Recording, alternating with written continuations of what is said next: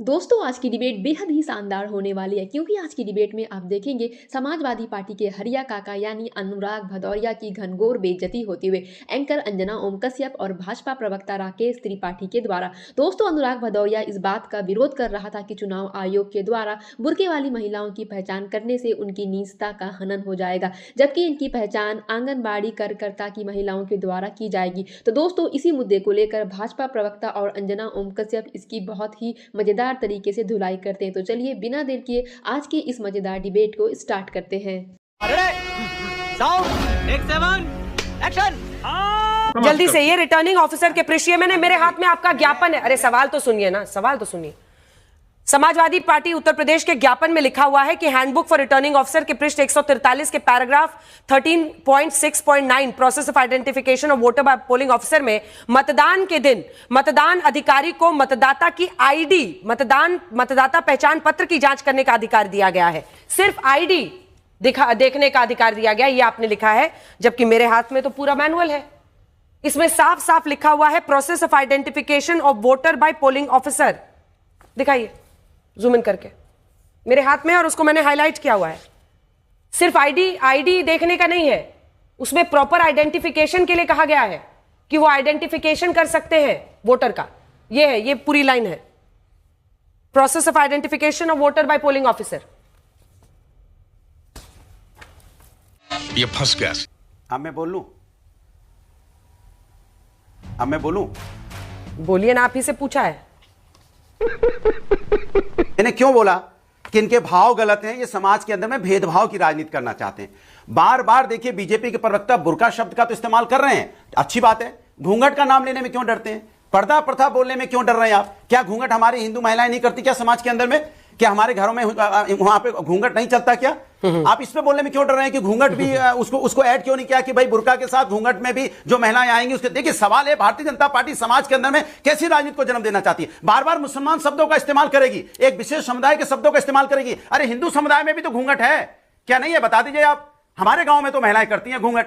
और राकेश त्रिपाठी जी, मैं चैलेंज के साथ कहता हूं, आपके घर में आपकी दादी और अम्मा भी अनुराग जी, अनुराग जी को दिखाइए एक सेकंड। अरे अनुराग जी, अनुराग जी एक सेकंड। कुछ भी अनुराग जी, मुझे तो लग रहा है आप अपनी पार्टी से ये सवाल पूछ रहे हैं, क्योंकि आपके ज्ञापन में एक जगह भी घूंघट शब्द का इस्तेमाल नहीं है। साहब पढ़ के सुनाती हूं, गौर फरमाइएगा मिस्टर भदौरिया, अभी मजा आएगा ना भिड़ो। गौर फरमाइएगा।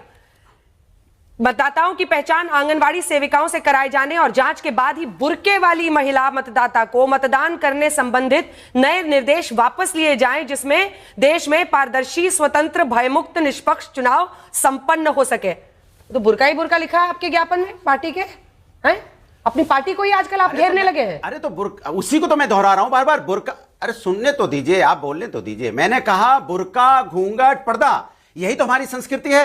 क्या तो भारतीय जनता पार्टी नहीं लिखा घूंघट की चिंता ज्ञापन में क्यों नहीं? घूंघट नहीं होता, मैं चैलेंज करता हूं।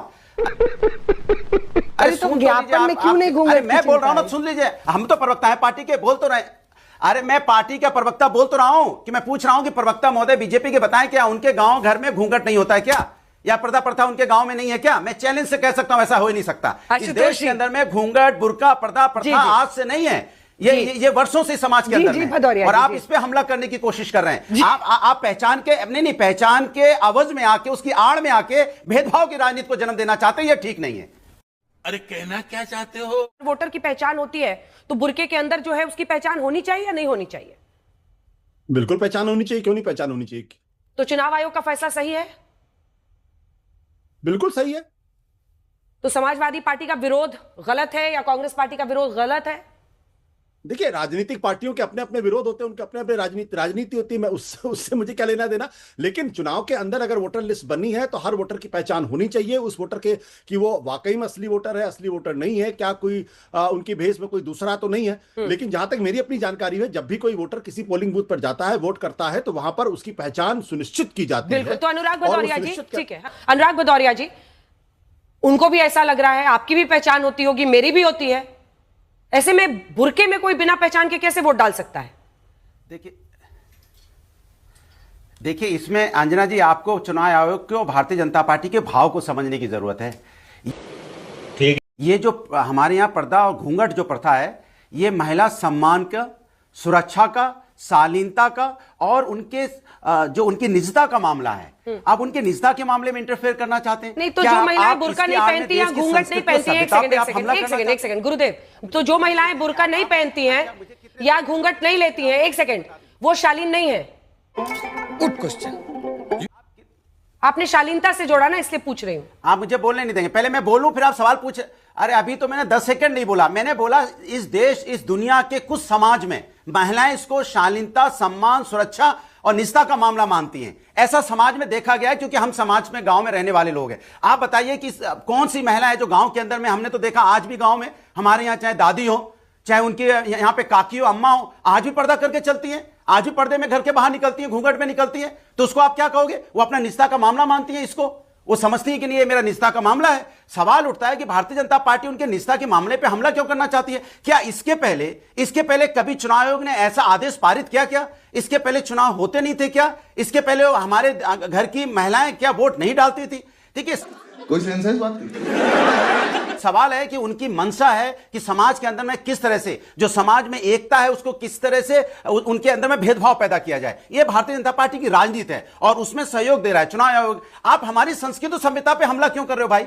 अरे ये किसी भाई, ये तो आप इसको ऐसे मान लीजिए कि हमारे हिंदुस्तानी समाज की संस्कृति भदौरिया, एक काउंटर क्वेश्चन है भदौरिया मेरा पर्दा जी। ठीक है, अब एक काउंटर क्वेश्चन पूछ रहा हूं आपसे इजाजत मांग के, परमिशन है? ये जो आप घूंघट को बहुत सारी चीजों से जोड़ रहे हैं कि ये सम्मान से, उनकी सुरक्षा से, उनकी शालीनता से जुड़ा हुआ है, तो एक तो ऐसी महिलाएं जो घूंघट नहीं लेती हैं, बुर्का नहीं पहनती हैं, वो ऐसा नहीं कि वो शालीन नहीं है, पहली बात। दूसरी बात, भाई ये शालीनता या ये बुर्का, ये पर्देदारी तब तो नहीं की जाती, आधार कार्ड बनवाना है, चेहरा दिखाना पड़ेगा। आपको पासपोर्ट में चेकिंग करानी होगी, आपको चेहरा तो दिखाना ही पड़ेगा। हर जगह पर आपको चेहरा तो दिखाना ही पड़ता है।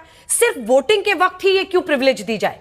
क्योंकि सही पकड़े हैं। क्योंकि पासपोर्ट, अगर आपको हज के लिए जाना है, वहां पर भी चेहरा दिखाना पड़ता है बुर्का हटा के।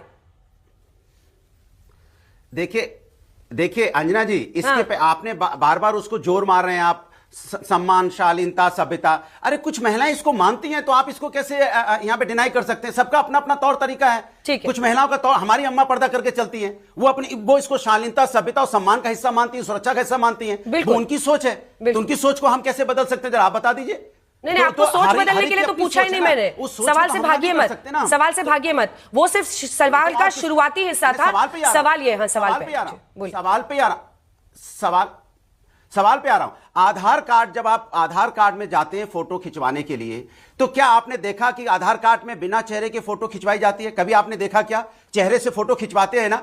वोटर में पहले भी वोटिंग होती थी, जब वोट डालने जाते थे तो उनको एक तरह, सुन लीजिए ना, एक तरह से उनका आई कार्ड और उनको एक सम्मान पूर्वक उनकी जांच होती थी ना। अचानक ये लाइन चुनाव आयोग को ऐड करने की क्या जरूरत पड़ गई कि घूंघट में पर्दे में आएंगे तो आपको चेक किया जाएगा? भाई अचानक ऐसा क्या आ गया? क्या हम पे अविश्वास खत्म हो गया हिंदुस्तानी महिलाओं पे जो घूंघट में रहती हैं? उस पे क्या इस समाज में या भारतीय जनता पार्टी के और जो चुनाव आयोग के उन पे भरोसा उठ गया है? उन पे अविश्वास नहीं रहा है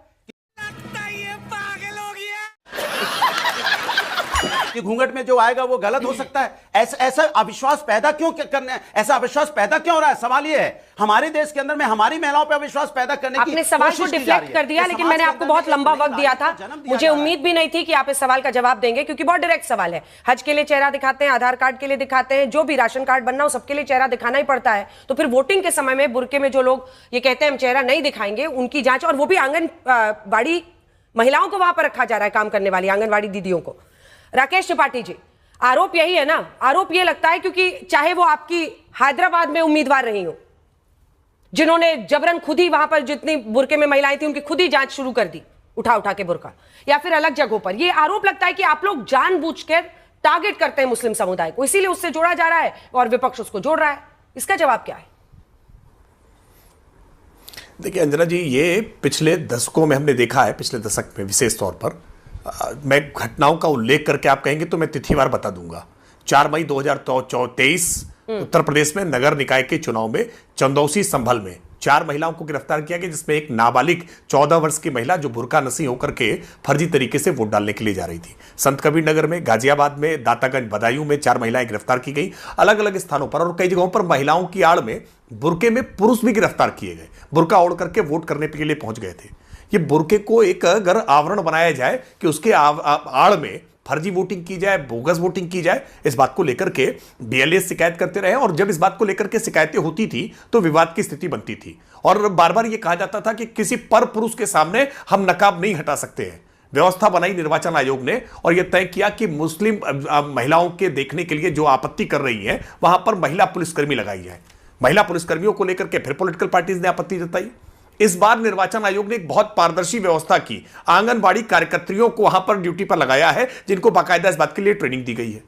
अब इस बात को लेकर के फिर समाजवादी पार्टी ने आपत्ति की है। समाजवादी पार्टी की आपत्ति का वास्तविक सत्ता से कोई सरोकार नहीं है क्योंकि ये बिहार में चुनाव लड़ भी नहीं रहे, इनकी हैसियत भी नहीं है, इनकी क्षमता भी नहीं है। ये केवल इस बुरके को एक मौके के तौर पर देख रहे हैं कि कैसे अपने आप को सबसे बड़ी मुस्लिम परस्त पार्टी होने का दावा कर ले, कैसे कांग्रेस पार्टी से अपने आप को 20 साबित करे कि हम उससे 19 नहीं हम 20 हैं, मुस्लिमों के सबसे बड़े रहनुमा हम हैं। इनका बुरके में कोई नारी गरिमा, नारी सम्मान से कोई सरोकार नहीं है। ठीक है, ये 3 तलाक के मुद्दे पर खड़े होते, ये मुस्लिम महिलाओं के अधिकार के मसले पर खड़े होते, ये मुस्लिम महिलाओं के किसी मुद्दे पर बोलते हुए कभी आपने देखा हो किसी कांग्रेसी को, किसी सफाई को? ये साहबानों के पक्ष में वकालत करने वाले, साहबानों का अधिकार छिन जाए इसके पक्ष में वकालत करने वाले लोग हैं। इनका मुस्लिम महिलाओं के अधिकार से मतलब नहीं है, केवल उसके आड़ में फर्जीवाड़ा करना और कैसे स्थापित करना कि इस देश में मुस्लिमों पर अत्याचार हो रहा है, मुस्लिमों के सबसे बड़े रहनुमा हम हैं। एक तर्क नहीं बता सकते अनुराग भदौरिया कि क्यों मुस्लिम महिला का चेहरा नहीं देखा जाना चाहिए, क्यों बुर्के की आड़ में वोट होना चाहिए। ये हुई ना बात।